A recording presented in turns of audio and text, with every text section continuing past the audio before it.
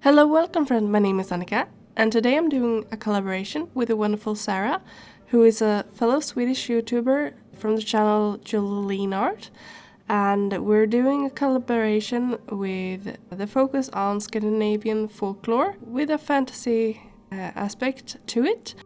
And we are sort of inspired by John Bauer and also another Swedish illustrator called Johan Egerkrans, who has a book called Nordiska Väsen, which translated would be Nordic being or something like that. And it's a really lovely book. I don't think it's translated in another language, but the pictures in the book is really beautiful.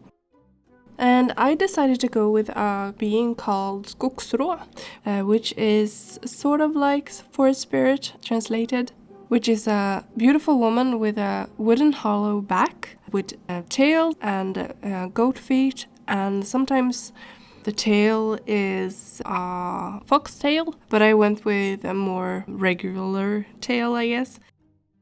She's a forest spirit, and she kind of looks after the forest creatures and people working in the forest. For example, she could blow down the gun of a hunter to give him good hunting luck. She also guarded the kiln for the charcoal burners in the forest while they were sleeping.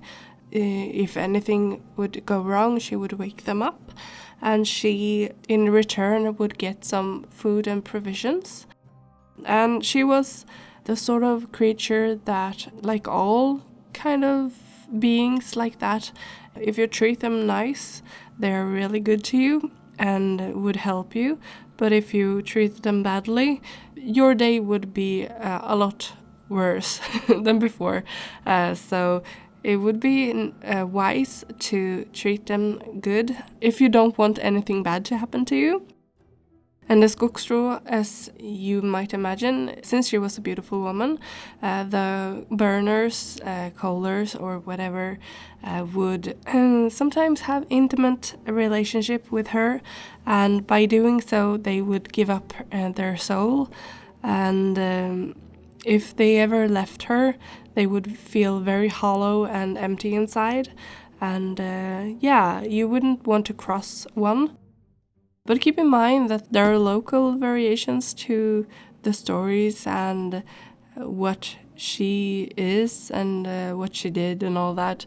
But this is kind of what I remember from school when we were taught about them. I think I was around 8 or 9 when we talked about them in school. And around where I lived, there were charcoal burners back in the day. So when we were on field trips, one time we went to one of the remainders of some of their charcoal kilns, I think they're called, and that had my imagination going, and to this day that's something I remember. And I think I even wrote some kind of essay about it, or at least a little story in school, but I don't think I have it anymore. But I was kind of fascinated with the stories. And in Norway they are actually called Huldra or something like that. In the beginning I was just going to have the Skogsrå, but in the end I decided to expand the scene to have some trolls in the picture as well as some elvor, fairy things, and I'm really happy with how the line art turned out. It was very tedious though, because I am not used to lining like this, but it was a great experience, and I want to do more. In the very beginning you saw me showing the thumbnail things that I did in my usual sketchbook. Then I brought it into Photoshop, where I did another sketch which changed multiple times because I didn't know what I was going to do. And then in the end I brought it into Manga Studio 5, where I did the line art, because I really like lining in Manga Studio 5. It's also called nowadays Clip Studio Paint, and it's a really nice program. I had over 10 hours of footage of me doing the line art, so it took me a little while to do this in different settings, but I'm really happy with the end result. I need to practice more with line art, I think, because it's more sketchy line art, but I sort of like that as well. I had a lot of different ideas.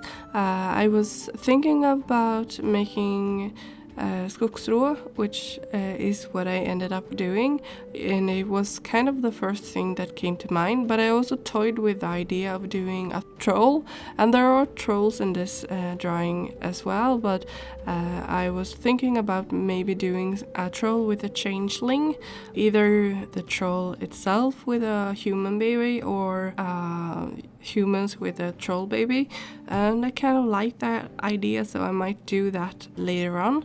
And I also toyed with the idea of doing Nicken, or a water spirit, I guess it's called if you translate it, but yeah, I ended up with the Skogsrå. I do have a Pinterest board up if you're interested to see what inspiration I got for this one, because I gathered inspiration all over the place, so I thought it might be interesting for you to see how some of the things came to be and how they influenced the things. So there will be a link in the description to the Pinterest board if you're interested in seeing that. My line art is almost done, and now you'll get to see and hear Sarah do the coloring part of this and hear her talk about herself and her channel and all that. So I'll hop back in the end with some parting words, but now over to Sarah.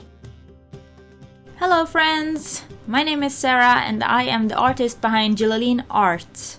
I am a professional comic artist and illustrator. I am working for a national magazine here in Sweden, and I have been working there for, 5 years as a comic artist.